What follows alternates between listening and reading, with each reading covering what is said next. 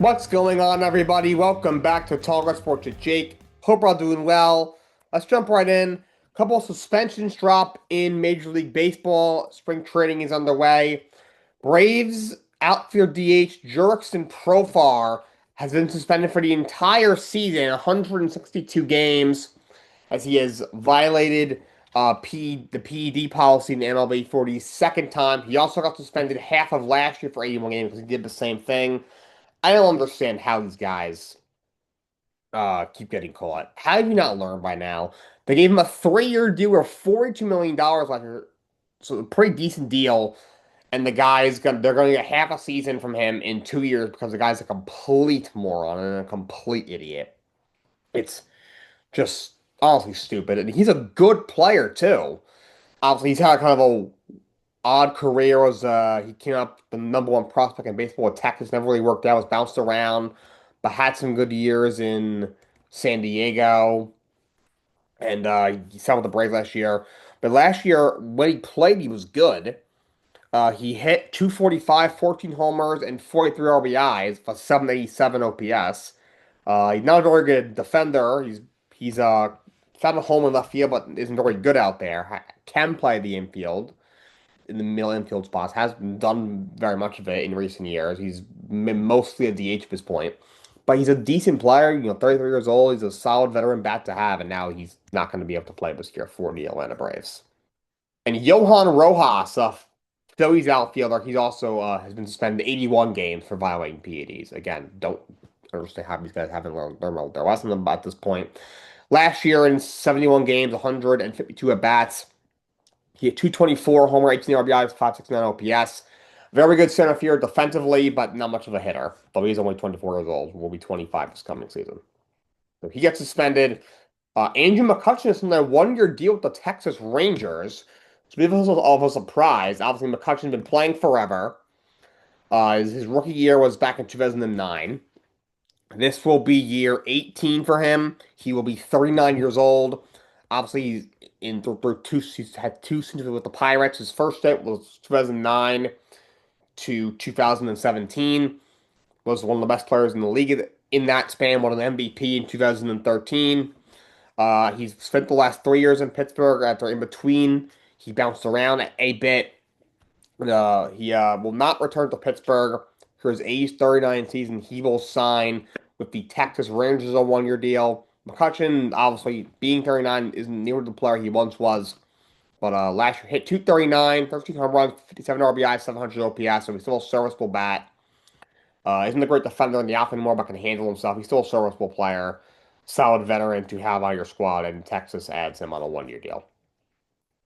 Now, let's continue my MLB preview series. We're going to head to the National League East today. We're going to start with the team that I think is going to win the division. I still think it's the Philadelphia Phillies. I'm going to take the over on the 85 wins. I don't love Philadelphia. I'm surprised they ran it back as much as they did. Of course, you re-signed Kyle Schwarber on a 5-year deal. Obviously, Bryce Harper and Dave Dombrowski, their president of baseball operations, all offseason were kind of going back and forth. Kind of a war of words. We thought he might get traded, didn't end up happening. However, they did cut Nicholas Castellanos. He was let go. So you do let go of him. I thought somebody like, Alec Bohm, I thought was definitely going to get traded. Didn't happen. You re-signed JT Realmuto, your catcher. You also bring in Adolis Garcia, hoping that he can bounce back from a World Series MVP to a 1-year deal. But look, this is still a good team. Look at the pitching staff. Not sure what Zach Wheeler is going to be able to get them. Thoracic outlet syndrome surgery is a tough one to have. That's, to me, more of a career killer than Tommy John is. You look at a bunch of guys that have had it. Matt Harvey, Chris Archer. It's killed a couple of really promising careers. Wheeler is an older pitcher. One of the best in the league, no doubt. But what are you going to get out of him? Will he be ready for opening day? Noel was really bad last year. He's getting older, though. I think he could bounce back. Christopher Sanchez is definitely one of the aces of the game. Breakout year last year. Luzardo is a good pitcher. Tom Walker was very bad last year. Could be a bounce back candidate. Andrew Painter, your top prospect, will pitch a bunch for you this year. In your bullpen, Of course, first for you were Joan Duran, who was a big trade deadline pickup last year. You have Jose Alvarado, Ray Keckering, Tanner Banks is decent. I didn't like them trading Matt Strom away. That was kind of a downgrade in their bullpen. Didn't really understand that. You do have Brett Keller though. He had a great year last year. So that's a plus. But this team finds a way to screw up their bullpen every single year. And like the names you look at, it looks pretty good. Like Duranta got insanely good stuff, great closer. Alvarado's got some really good stuff. Keckering, obviously, that error he made last year was mind-bogglingly bad, but he is a good reliever. Brett Keller had a career last year. That was a good signing. Again, don't like trading Strom for Jonathan Bowen. I think it's definitely a downgrade, but no, the trade he made with Kansas City. But I think they have a decent staff offensively. Harper, a little bit older, still a good player. Trey Turner again, starting to age a bit, but still a good player. Bohm, we're going to get not a whole lot of defensive third, but got a decent bat. Streaky, but relatively effective at third. Bryson Stott's a great second baseman. Rimko can still handle himself behind the plate. Or Schwarber is a 50 homer threat. He was MVP finalist last year. Brandon Marsh is a good player. Garcia will at least play elite defense in center field. Hopefully he's back for their sake, bounces back a little bit. This is still a good team. Rob Thompson's a good manager. Uh, I think they will win the National League East again. And the main reason is I just think the rest of the division isn't all that great. In second place, I have the New York Mets. I'm going on to the 89 wins. I don't know what to think of this team. In a wild off season, you lose maybe the best closer in the National League in Edwin Diaz. You lose your all-time home run leader in Pete Alonso. They even make him an all-for, which I thought was kind of pathetic. Ryan Helsley is another reliever who was very bad down the stretch, but has had a great career otherwise. He leaves. In terms of your starting pitching, you do go out and get Freddie Peralta, who's a true ace. You get Tobias Myers in that deal. He's a guy who could start or come out of the bullpen. You'll have Christian Scott help this year, show some better depth with him. Hopefully Noel McClain can continue to progress. Healthy Kawhi Senga, Clay Holmes. In the bullpen, you bring in Devin Williams and Luke Weaver, your top two relievers. Brooks Raley, going to get AJ Minter healthy relatively soon. And offensively, I mean, I don't know what Davidson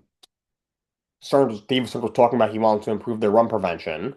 He did trade Brandon Nimmo for Marcus Semien. Semien, his bat has declined the last couple of years, but he's a Gold Glove second baseman. You sent Jorge Polanco, who's a great hitter, but he's never played first before. He's not even a good second baseman, which is his normal position. And he's expected to play a lot of first base for them, moving one so to left field. The right field is either going to be your top prospect, Carson Bennett, or Tyrell Taylor, who's a great outfielder, but doesn't have much of a bat. Maybe MJ Melendez, you're giving a second chance from Kansas City. Will catch on. Mark Vientos is still there. Ryan Mauricio's still there. Obviously, Brett Beatty. I like Luis Robert deal. He's an excellent center fielder, good speed. Hopefully, his bat picks up a little bit. So you have a lot of dudes. I'm just not sure how they all fit together. Of course, we're still waiting on Francisco Alvarez to be healthy. So, best case scenario, the Mets are a really good team and make the playoffs and are a contender. Worst case, they're probably looking at what they were last year, just a really just a disastrous, nauseating year. And so I'm not really sure what to think. On paper, they honestly, weird to say, should be better. Like they're built a little bit better. The starting pitching depth is a little bit better. Bullpen should be a little bit better. I think offensively, I think the lineup is a little bit more put together. The clubhouse should be in a better spot, but it's of course you would add Bo Bichette again. Bichette's a great hitter, a 300 hitter, but he's a shortstop slash second baseman who's never really played third. He's going to be playing third base, so they're not going to be very good defensively. So I don't really know what to make of this team. I have a feeling uh, they're just going to be kind of okay. And third place out the Atlanta Braves, I have them. I'm going under the 89 wins that they are projected.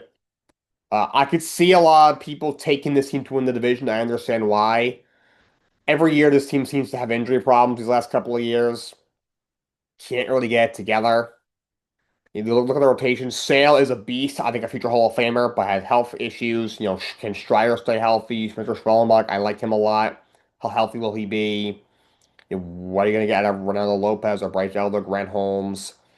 You have some decent depth there. Martin Perez. I like them adding Robert Suarez here. Rosal Iglesias will be a nice 1-2 punch in the back of your bullpen. Also, Joe Jimenez, Dylan Lee, Tyler Kinley, Aaron Bummer should have a good bullpen.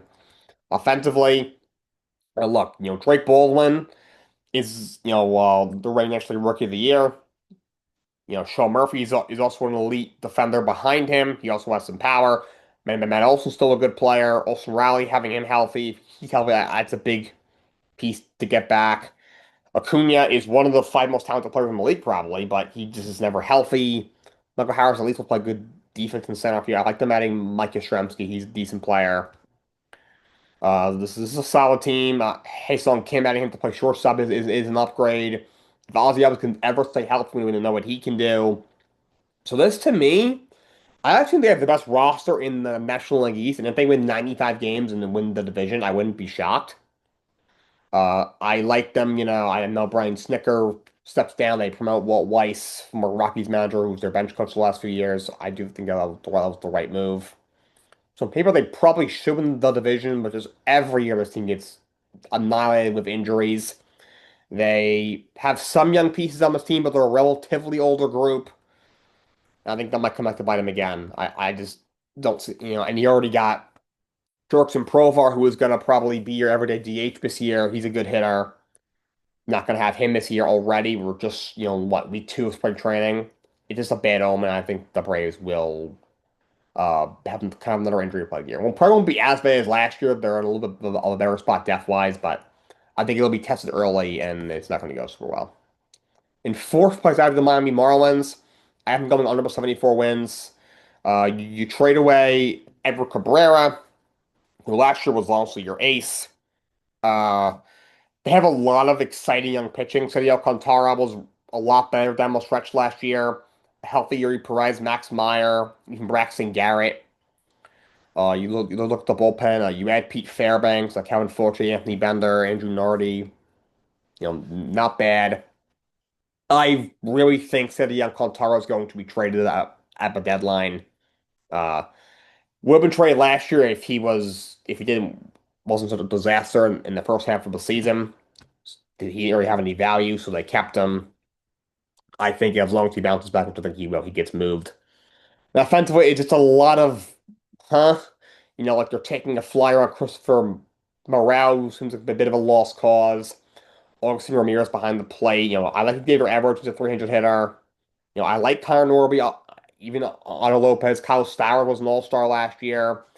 I think Owen Cassidy will play a bunch for you this year, so it's a lot of younger guys that casual fans haven't heard of a lot of these guys. They're a team that I could see being dreadful in the first half and down the stretch kind of play some better baseball when they're kind of out of it. Jacob Marcy's a kid who hit the cover of the ball down the stretch last year. So this is going to be an exciting team, not necessarily a good team. They will give the entire National League East, especially the Mets, fits like they do every year in divisional play. They'll be a fun team, but I don't think they're going to be all that great. I think they're just very clear the fourth best team in the division. Philadelphia, New York, and Atlanta, I think, are all better than them. In Washington Nationals, I am going under with 65 wins. This team's going to be really bad. You trade Mackenzie Gore to Texas. Uh, was probably your best. He was definitely your best pitcher. Probably your best player outside of C.J. Abrams and James Wood. You just look at the starting pitching. A couple of young guys here. Jake Irvin could be pretty good. We're still waiting to see if just like Gray return to anything. Same thing with Mitchell Parker. Trevor Williams will pitch a bunch. You add Miles Michaelis for depth. But it's a lot of, we'll see what DJ Harris can do this year. The bullpen's going to be really, really bad. Their closer is probably going to be Clayton Beater or Cole Henry. Their bullpen's going to be awful. Even offensively, there isn't a whole lot to like. There's a couple of young guys. Like I think James Wood, we saw in the first half of the year, is the kind of player he is. That guy has a chance to be great. Dylan Cruz has looked really bad so far, but he was a former really high draft pick for a reason. Sitting with Robert Hassel. CJ Abrams, we all joked about the gambling stuff thing from a year or two ago. It's not a good sign, but he's a really good player, at least at the plate. And Kevin Ruiz behind the plate is pretty good. They're just really, really young, and this is team that's a couple years away from really contending. Obviously, got a new regime coming in, and I know they've been bad for a couple of years now. They have not made the playoffs since they won the World Series in 2019, and I think they have a couple more rough ones ahead of them because their rebuild did not work. And now you're changing out regimes. I think they got some better people in the building now, at least in the dugout, to where this process possibly could end up getting expedited between like next year and the year after. But MLB rebuilds take a long time. They just do. And the Nationals are a perfect example of that. A lot of NFL roster stuff, players being cut, signed, traded, with free agency starting on the guys can start negotiating deals on Monday. They can become official on Wednesday at noon when it officially starts, but we'll know most of the big deals probably Monday afternoon. Cardinals are going to cut Kyler Murray. It's official. Khan knew it. He didn't have much trade value. He's going to be let go. He's definitely a bust. First overall pick. It's just what he's done is not good enough. There's been actually the A's GM. If you remember, Kyler Murray was a seventh overall pick in the MLB draft too. The year he went to the NFL. He said the door's always open. You never know, but most likely Cardinals, I'm sure, will sign with some man to start somewhere as a bridge quarterback. I've heard maybe Minnesota or Jets as potential suitors. We'll see what happens. But Arizona is going to cut him. I hope he let go. The Giants cut Bobby O'Keckery, pays him $9.5 million. He's a very good player, and one of the better tacklers in the game, solid in coverage. But this is something that we kind of saw coming last year of his deal, a little bit older. I think this pretty much signifies they're probably going to draft Sonny Styles in the first round of the draft out of Ohio State. Probably didn't want to play them both together, so he gets let go. Giants are a little bit starved for cap space, and a way they can find it is cutting a guy named Keckery, who they're probably going to get to replace with a fifth overall pick. And Sonny Styles definitely has a higher ceiling than Bobby Keckery, though he's a very good player. He will latch on somewhere. Chargers cut Mekhi Becton, saved $9.7 million. Just a 2 year that just didn't work out. He had a bit of a revamped year in Philadelphia to moving from to Gar after a disastrous tenure as a left tackle and a right tackle with the Jets after being a first round pick, but did not go very well for him with the Chargers. He was very bad, battled injuries, was not very good. The Dallas Cowboys restructured Dak and offensive lineman Tyler Smith's deals. That carves out $47 million in cap space. So Dallas is going to have a lot of money to play with. George Jones said he's going to be aggressive. I've heard that before, so we'll see what they do. The New England Patriots have cut Stephon Diggs, saves them $16 million against the cap. Diggs had a good year last year, 85 catches, a little over 1,000 yards and 4 touchdowns, but he is 32 years old and has some really awful legal stuff. He like choked a chef. He's got all these different children with different people, different women. He's kind of a mess. He'll be 33 next year. Was going to be due what? 23 million dollars. They saved 16 million against the cap by cutting him. This gives him a lot of money to play with to really improve that team, come up a Super Bowl appearance, maybe even upgrade the wide receiver position, maybe add to the offensive line, and maybe even make a run of the guy like I remember Max Crosby in a trade to help out the pass rush. Vikings cut Jonathan Allen, veteran D tackle. Vikings came into free agency 40 plus million over the cap, which is why Aaron Jones was cut. The other D tackle, Javon Hogan, was also cut. They looked to trade Jonathan Grenard, I heard. But Jonathan Allen's a good player, a little bit older. He's going to be 31 next year, a former first round pick. 68 tackles, 3.5 sacks, and they fumble recovery last year. Still a good player. He'll latch on somewhere. The Steelers cut Jono Smith, saves him $7 million. Not a surprise. He wasn't very productive last year. Was a second string tight end. To Pat If the trade ever made any sense with them trading Jalen Ramsey for him and Nick Fitzpatrick in the first place. Falcons cut Darnell Mooney, saves them almost $7.5 million against the cap. Last year, not very productive. 32 catches, 443 yards, and a touchdown. A lot of that was probably because his quarterbacks were Michael Penix, who kind of can't move, and Kirk Cousins, who's ancient, but he gets let go. We got the Bucks are not going to give a restricted free agent tender to Sean Tucker. Means he is now an unrestricted free agent. He had 7 touchdowns last year. I really think if given a full-time role, Tucker can be a solid back. The Texans extend Trent Brown a year for 7 million. He's one of the better veteran alignment on a team with no offensive line, so they need something. We have a couple trades. The Kansas City Chiefs trade Pro Bowl corner Trent McDuffie to the Rams. They get the Rams first round pick, their own first round, the 29th pick. Rams still have pick 13 from the Falcons. Chiefs now have 9 and 29 this coming draft. A fifth rounder, a sixth rounder, and a third in 2027. So good return for the Kansas City Chiefs, giving them two first round picks now in this year's draft. Now have two third rounders in next year's draft. That's a good return for McDuffie. Remember that they're in cap hell beyond belief. For the Rams, this is a good pickup. So the 13th overall pick, which is a very good pick.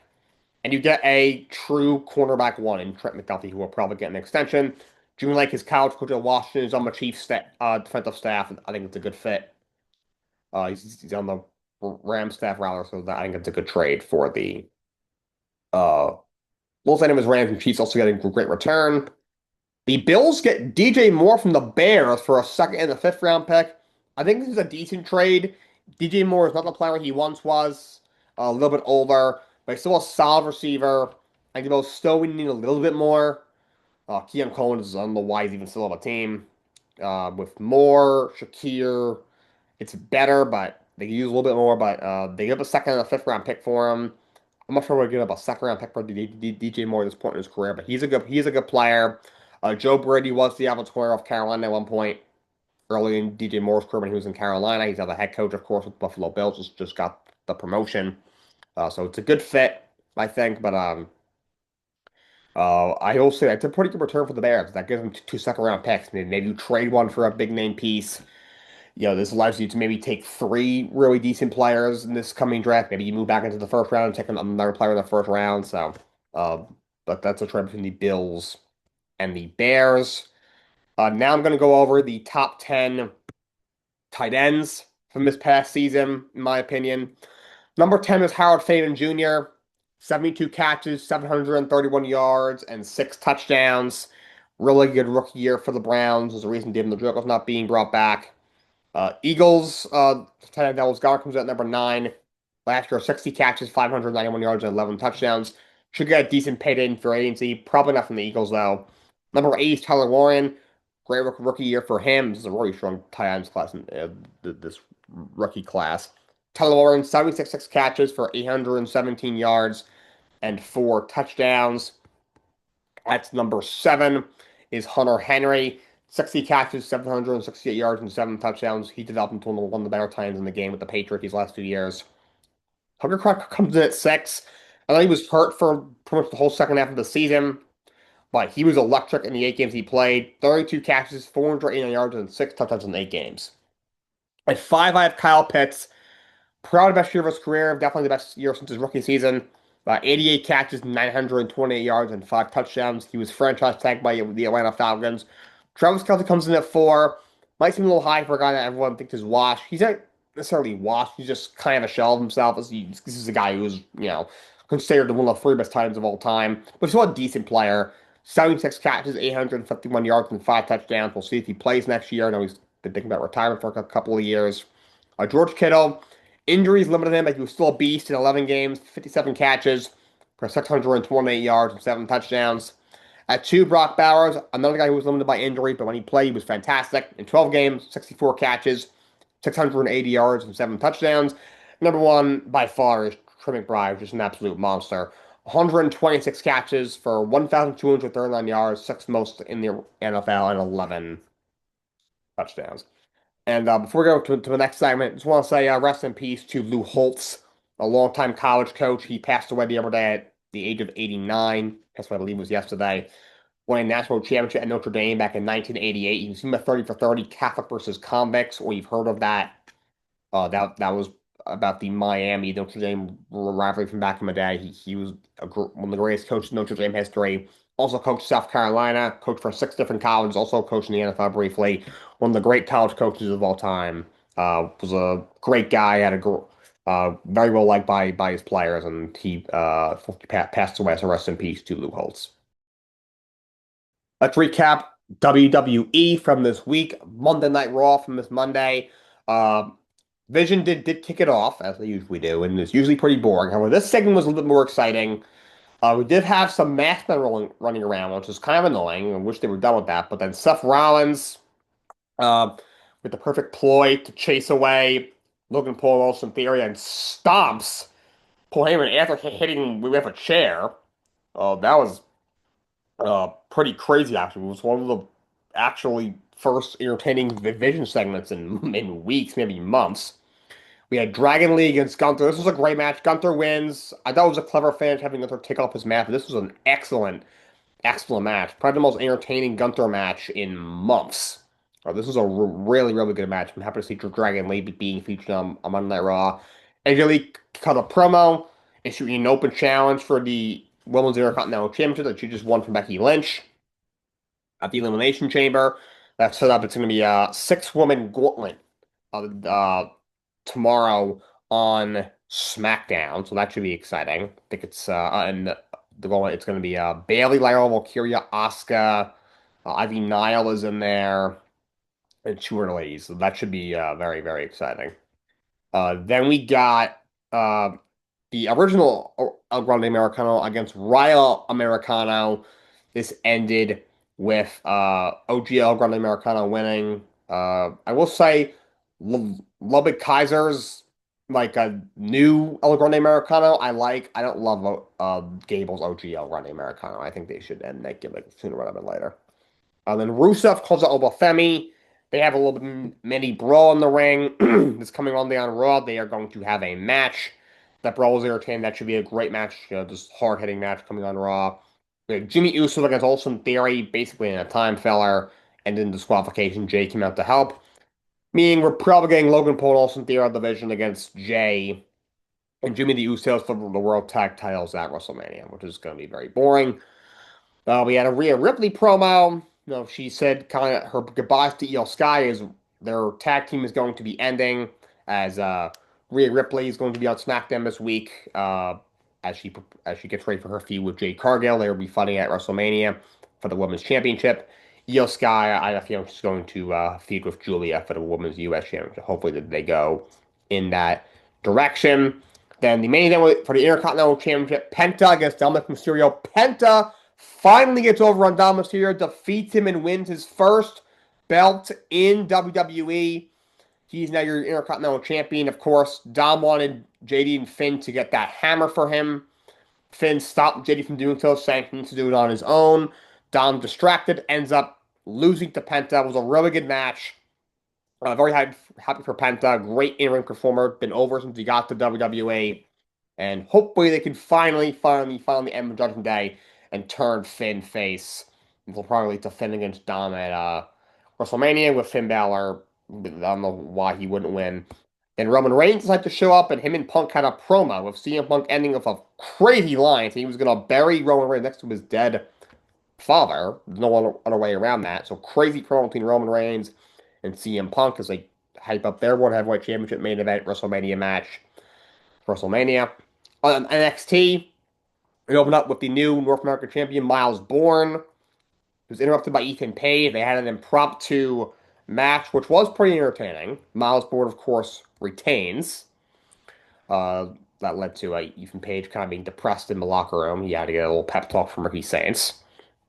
We had Jada Parker and Blake Monroe at a promo.